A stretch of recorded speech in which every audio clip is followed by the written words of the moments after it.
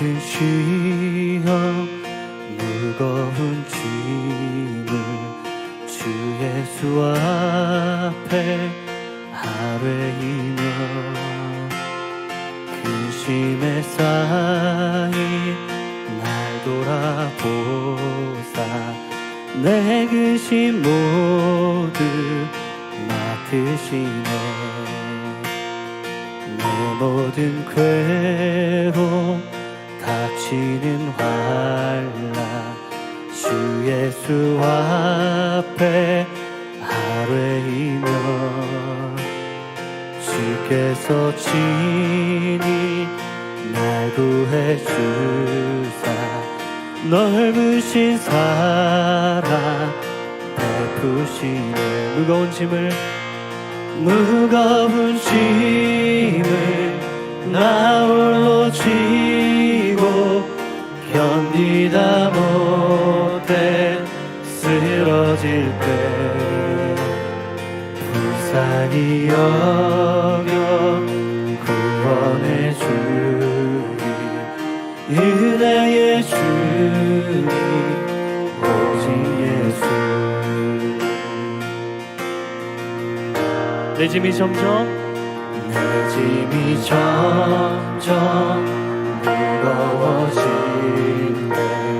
주 예수 앞에 아뢰이며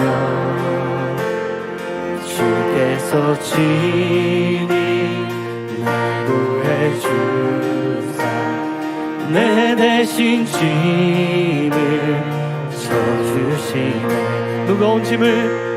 무거운 짐을 나 홀로 지고 견디다 못해 쓰러질 때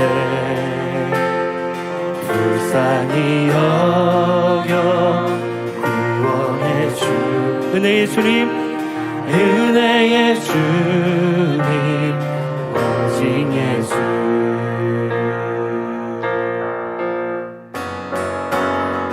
마음의 시험 무서운 죄 주 예수 앞에 아뢰이며 예수는 나의 능력이 되사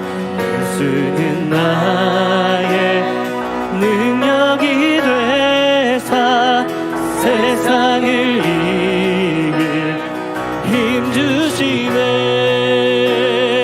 무거운 짐을 나 홀로 지고 견디다 못해 쓰러질 때 불쌍히 여겨 구원해 주리 은혜의 주님 오직 예수.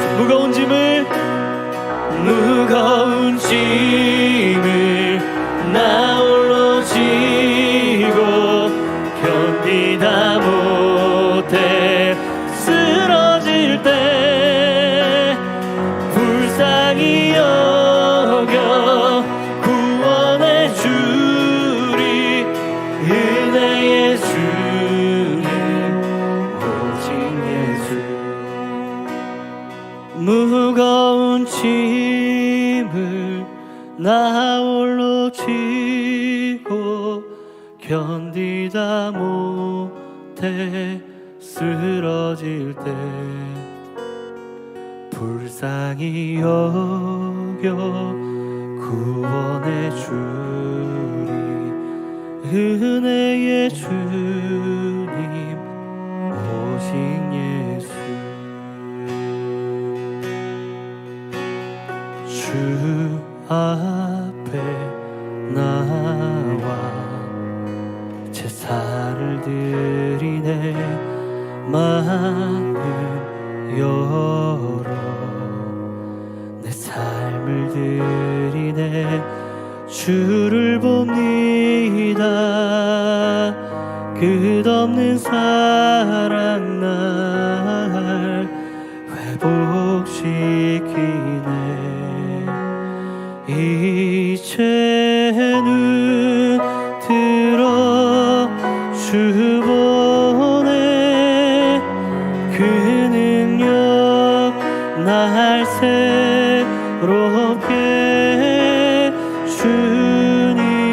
주님의 그 사랑 날 만지시니 내 모든 두려움 사라지네. 폭풍 속에도 주 붙들고 믿음으로 주와 건네 갈보리 언덕 넘어 그 어느 날 주 안에 온전케 되리. 이제 눈 들어 이제 눈 들어 주 보네. 그 능력 날 새롭게 주님의 그 사랑 날 만지시니 내 모든 두려움 사라지네. 폭풍 속에도 주 붙들고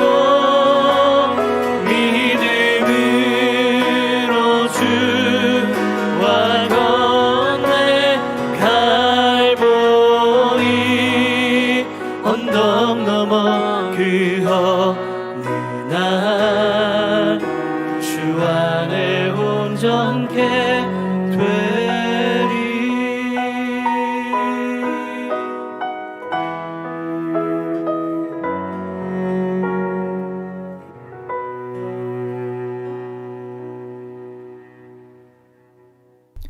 오늘도 6.19 온전함 기도회에 함께 하시는 한 분 한 분을 주님의 이름으로 축복합니다.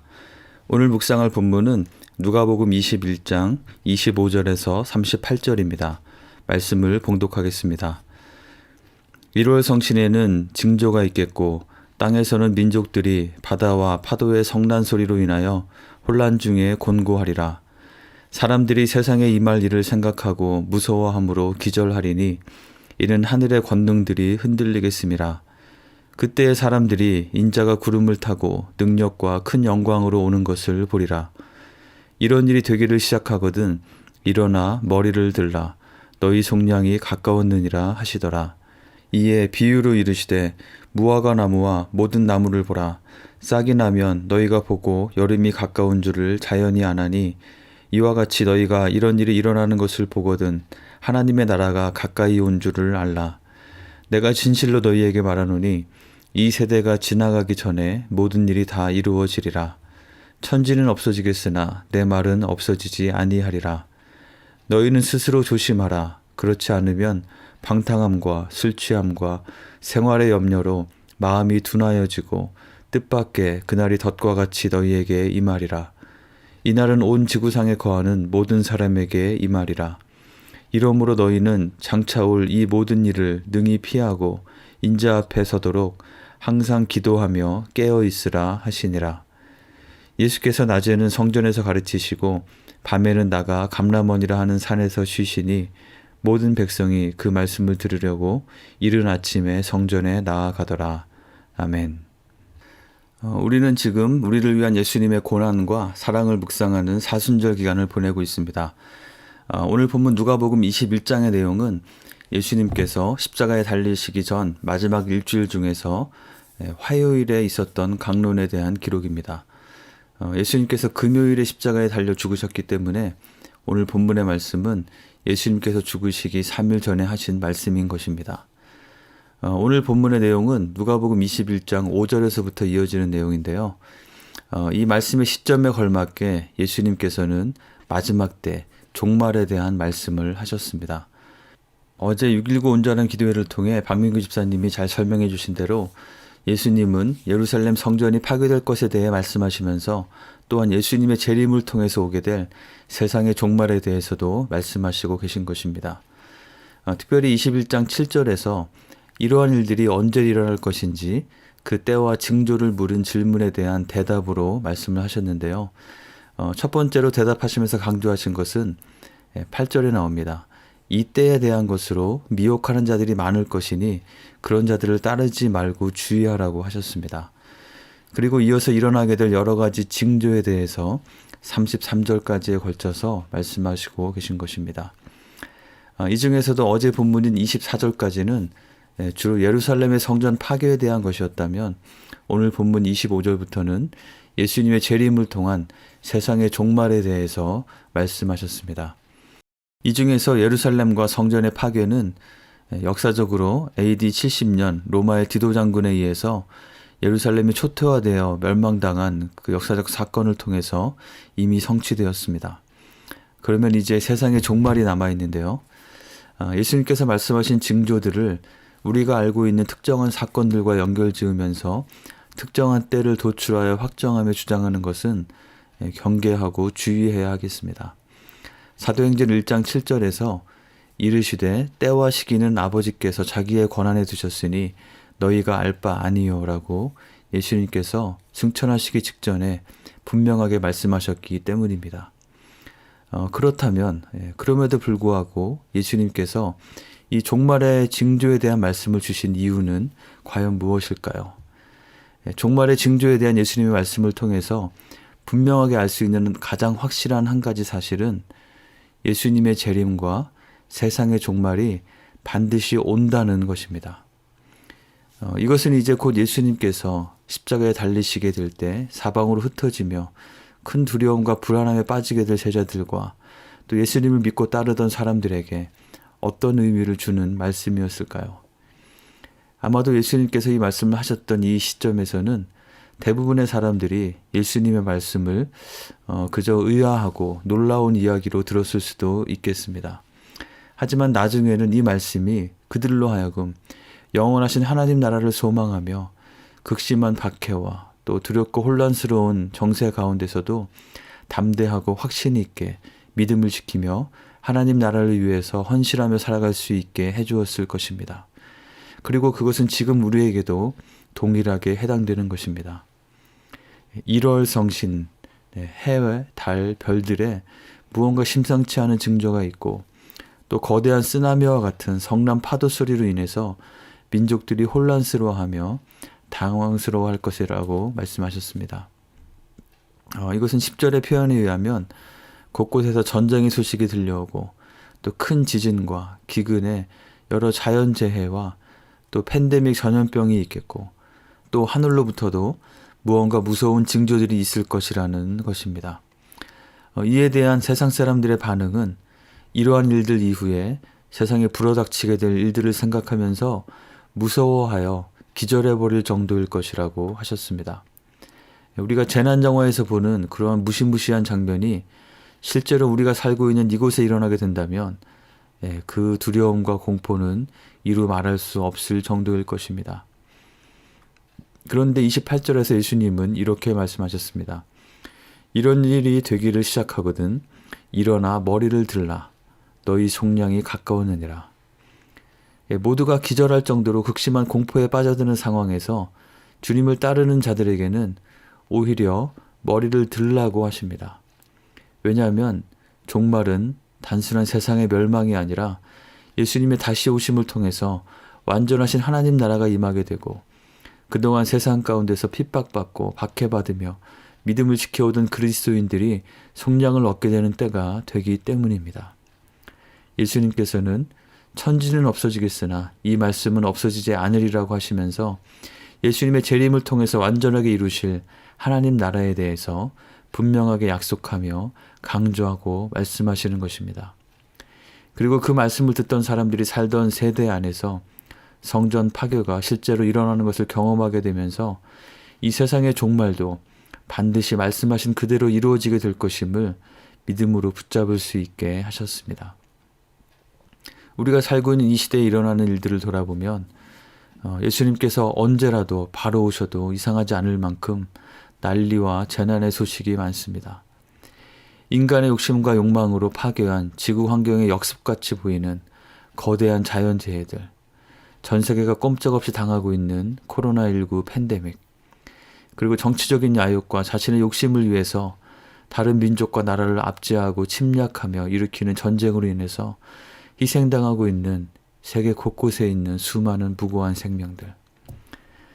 네, 개나리꽃이 피고 목련이 피면 봄이 온 것을 알 수 있듯이 이러한 일련의 사건들이 우리에게 말해주는 한 가지 분명한 사실은 주님께서 다시 오실 그 재림의 날이 코앞으로 가까이 왔다는 것입니다. 그렇다면 우리에게 자문해 봐야 할 가장 중요한 질문은 우리는 그날을 어떤 입장에서 맞이하게 될 것인가가 아닐까 싶습니다. 어떤 분의 표현대로 우리가 이 세상을 떠나가서 만나든 아니면 주님께서 다시 오셔서 만나든 우리가 주님 앞에 서게 될 그날은 우리가 얼마나 남아 있는지를 알 수 없으나 확실한 것은 그날이 반드시 온다는 것이고 그날은 우리가 하루하루를 살아가는 만큼 더 가까워지고 있다는 것입니다. 그렇다면 과연 우리는 주님 앞에 설 준비가 되어 있는지 점검해 보아야 하겠습니다. 그날을 기절할 만큼의 극심한 두려움과 공포의 날로 맞을 것인지 아니면 마라나타, 아멘 주 예수여 어서 오시옵소서 하고 기쁨과 속량의 날로 맞을 것인지에 대한 질문입니다. 우리는 어떻게 전자가 아닌 후자가 될 수 있을까요? 그것은 예수님을 구세주와 주님으로 우리 마음속에 모셔드리는 것입니다. 그리고 주님께서 기뻐하시는 뜻을 따라 인도하시는 대로 믿음을 지키며 살아가는 것입니다. 설령 그것이 세상적으로는 손해를 보고 이익이 되지 않아 보인다 할지라도 때로는 많은 수고와 고통까지도 감당해야 할지라도 그 길을 선택하며 순종하며 걸어가는 것입니다. 사랑하는 성도 여러분, 우리의 삶은 이 땅에서의 삶이 절대 끝이 아닙니다. 우리에게는 영원한 삶이 있습니다. 그런데 그 영원한 삶은 당장 우리의 눈에는 보이지 않기 때문에 우리가 그것에 늘 초점을 두고 늘 그것을 바라보며 사는 것이 자동적으로 되지 않을 수 있습니다. 그러나 오늘 말씀 가운데 확실하게 반복하며 강조해서 말씀하시는 예수님의 그 말씀을 믿음으로 붙잡는 우리 모두가 되기를 원합니다. 그래서 흔들림 없이 우리에게 주신 영원한 생명에 감사하며 우리 안에 계신 주님과 동행하며 하나님 나라를 위해서 살기에 힘쓰는 우리가 되기를 주님의 이름으로 간절히 축원합니다. 오늘 본문 뒷부분의 34에서 36절에서는 이러한 종말을 바라보는 우리에게 주시는 당부의 말씀이 기록되어 있습니다. 우리의 삶 속에 침투하여 우리의 마음을 둔하게 만드는 요소들에 대해서 조심하며 경계할 것을 말씀하십니다. 여기에서 마음을 둔하게 한다는 표현은 원어상의 의미를 직역하면 무거운 짐을 지운다는 그런 뜻입니다. 특히나 마지막 때를 살아가면서 여러 가지 상황들에 대해서 하나님의 인도하심에 따라서 재빠르게 신속하게 반응하며 움직여야 할 텐데 마치 양발에는 무거운 쇠사슬을 차고 허리에는 무거운 타이어를 묶어놓고 또 어깨와 머리에는 무거운 짐을 올려놓은 것과 같은 그런 상태가 된다는 것입니다. 우리의 마음이 그런 상태가 되면 하나님의 인도하심에 신속히 반응하여 움직일 수 없고 그것은 점점 극심한 무기력함과 피곤함에 빠져들게 하고 우리로 하여금 무감각하고 아둔한 상태가 되게 하고 마는 것입니다. 우리의 마음을 그렇게 만드는 것으로 방탕함과 술 취함과 생활의 염려에 대해서 지적하셨습니다.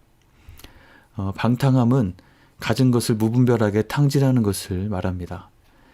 우리는 우리에게 주어진 건강과 시간과 물질을 어떻게 사용하고 있나요? 불필요한 것에 아무렇게나 써버리고 있지는 않은지요? 영원한 하나님 나라를 생각하며 그것을 위해서 우리가 의도적으로 드리고 있는 것은 얼마나 되는지요? 술 취함은 말 그대로 술에 취해서 통제력을 상실한 상태입니다. 과연 현재 나의 삶을 실질적으로 통제하며 이끌어가고 있는 것은 무엇인가요? 술 취함에 대한 경고는 단순히 알코올이나 어떤 약물에 대한 것뿐만 아니라 명예욕에 사로잡혀 사는 명예 중독 또는 성공에 사로잡힌 성공 중독, 일 중독, 돈 중독, 인터넷 SNS 중독, 관계 중독 등등 다양한 형태로 우리를 사로잡아 통제하며 하나님께서 원하시는 삶의 모습이 아닌 다른 것에 온통 관심을 기울이며 살아가게 하는 영향력들에 대한 경고인 것입니다. 여러분의 관심을 각성시키고 귀가 쫑긋 세워지게 하는 것은 과연 무엇인가요? 바로 그것이 여러분의 마음의 중심을 차지하고 있는 것일 것입니다. 에베소서 5장 18절 이렇게 말씀합니다. 술 취하지 말라. 이는 방탕한 것이니 오직 성령으로 충만함을 받으라. 이 말씀대로 술 취함은 곧 방탕함으로 이어지게 됩니다. 우리에게 필요한 것은 성령으로 충만함을 받는 것입니다. 그래서 성령께서 인도하시는 것에 따라서 순종하며 매일매일 매 순간을 살아가는 것입니다. 우리가 매일매일 마음을 다해 감당해야 될 우리의 일과 가정, 학업 등등 우리가 속한 모든 삶의 자리 가운데에도 이러한 성령 충만함의 영향력이 나타나야 하는 것입니다. 우리 모두가 정말 그런 성령 충만한 삶을 사시기를 주님의 이름으로 간절히 축원합니다. 세 번째로 언급하신 것은 생활의 염려입니다. 이것은 무엇을 먹을까, 무엇을 마실까, 무엇을 입을까에 대한 염려입니다. 물론 우리는 하나님께서 우리에게 허락해 주시는 규모 안에서 우리의 생활을 잘 돌아보며 관리해야 합니다. 하지만 그것에 대해서 염려하는 것은 우리의 마음을 둔하게 합니다. 이러한 염려는 가시떨기가 되어서 우리 마음속에 심기운 하나님의 말씀이 자라서 결실하지 못하게 그 기운을 빼앗아 버립니다.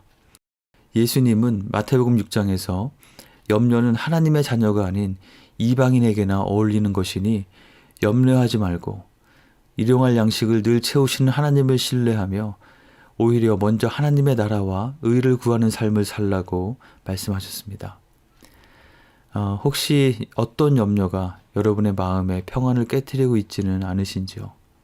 만약에 그런 것이 있다면 그것에 대해서도 우리의 모든 상황을 붙들고 계시는 전능하신 하나님, 우리를 사랑하고 필요를 채우시는 선하신 하나님을 신뢰하시기 바랍니다. 그 염려가 우리의 마음을 둔하게 하지 못하도록 깨어서 하나님을 신뢰하며 나아가는 우리 모두가 되기를 원합니다. 또한 36절에 보면 주님 앞에 서기 위해서 늘 깨어있기 위해 항상 기도할 것을 말씀하십니다. 이 기도는 단순히 우리가 원하는 것을 하나님 앞에 간구해서 그것을 얻어내는 것이 아닙니다. 기도는 하나님과의 대화입니다. 늘 하나님을 의식하고 그 앞에 나아가는 것입니다. 하나님 앞에 나아가서 겸손하게 나의 마음을 그대로 내어놓고 비추어 보는 것입니다. 하나님의 뜻을 알면서도 그렇게 살지 못하고 자꾸만 넘어지는 우리의 연약함에 대한 안타까움과 탄식을 쏟아내며 하나님의 도우심을 간절히 구하는 것입니다. 언제나 우리를 받아주시고 또 용서하시고 새롭게 하시는, 우리를 결코 포기하지 않으시는 그 하나님의 음성을 들으며 다시 시작할 새 힘을 얻는 것입니다. 하나님께 대한 감사와 찬양의 고백을 올려드리면서 나의 삶 속에 역사하신 살아계신 하나님의 손길에 주목하며 주님을 더욱 바라보는 것입니다. 하나님의 사랑에 감사하고 또 하나님께 사랑의 고백을 올려드리면서 우리의 마음을 무겁게 하고 둔하게 하던 찢기들이 벗어지고 더욱 자유함 가운데 하나님 나라를 마음에 품고 소망하며 그것을 위해 도전하며 살아갈 수 있는 힘과 용기를 얻는 것입니다. 최근 여러분의 기도 생활은 그 양과 질적인 측면에서 어떠하신지요? 종말을 살아가는 성도답게 더욱 깨어서 기도하는 우리 모두가 되기를 축원합니다. 이 시간 함께 기도하는 시간을 갖도록 하겠습니다. 우리는 종말을 살아가고 있습니다. 예수님께서는 분명히 다시 오십니다. 이 시간 우리의 마음의 중심과 우리의 마음을 움직이는 여러 영향력들에 대해서 점검하며 살펴보며 기도하기 원합니다. 과연 나의 마음에는 예수님의 재림을 통해서 열어가실 영원하신 하나님 나라에 대한 확신과 소망이 얼마나 분명한가요?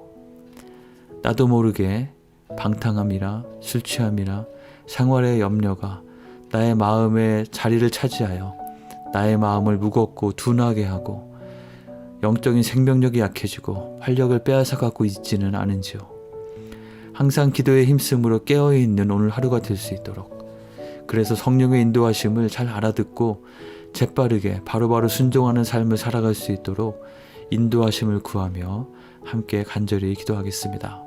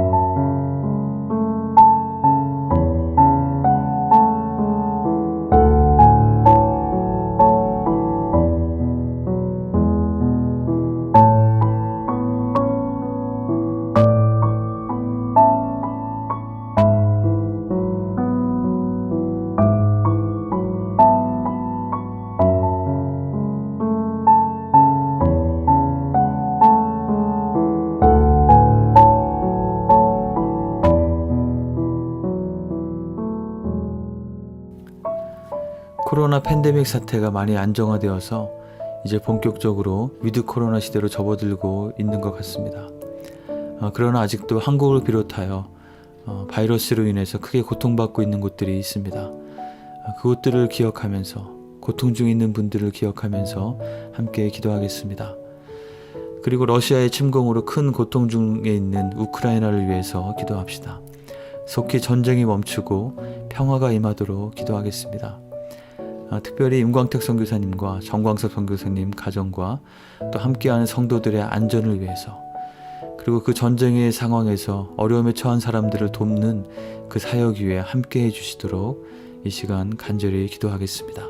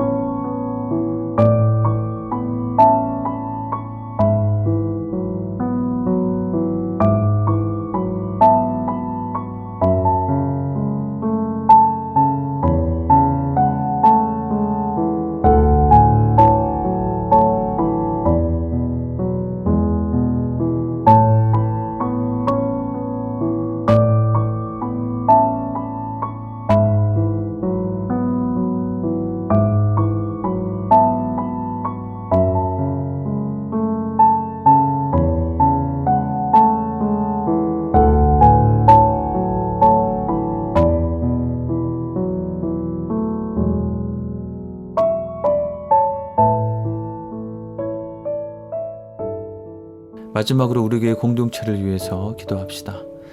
오늘은 우리에게 맡겨주신 다음 세대들을 축복하며 기도하기 원합니다. 먼저 우리들이 더욱 믿음으로 굳게 서서 활력 있게 하나님의 나라를 위해서 일하며 섬기는 좋은 본이 될 수 있도록 기도합시다. 그리고 우리 영아부, 유치부, 초등부, 또 유스와 대학부와 청년부에 이르기까지 귀한 영혼들을 돌보며 가르치고 섬기는 교사들에게 잘 감당할 수 있는 능력과 지혜를 부어주시도록, 그분들을 붙잡아 주시도록 함께 기도하겠습니다. 특별히 유스 담당 교역자를 찾고 있는데요, 하나님께서 예배하신 신실한 분으로 속히 인도함을 받을 수 있도록 함께 기도하겠습니다. 그리고 마지막으로 우리 가운데 있는 연약한 지체들을 기억하면서 하나님께서 그분들 한 분 한 분 만져주시고 붙잡아 주시고 강건케 하여 주시도록 함께 간절히 기도하겠습니다.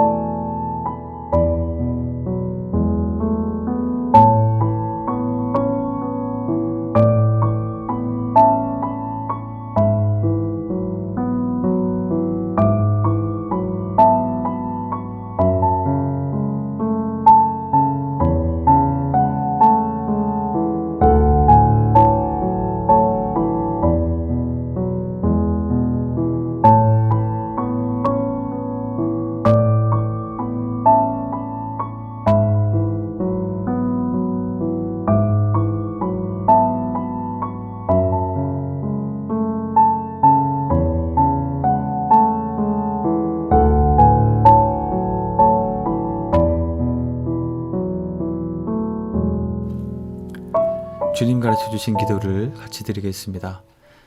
하늘에 계신 우리 아버지여, 이름이 거룩히 여김을 받으시오며 나라가 임하시오며 뜻이 하늘에서 이루어진 것 같이 땅에서도 이루어지이다.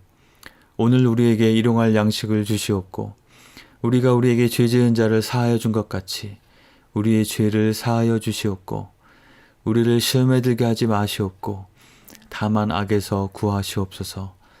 나라와 권세와 영광이 아버지께 영원히 있사옵나이다. 아멘.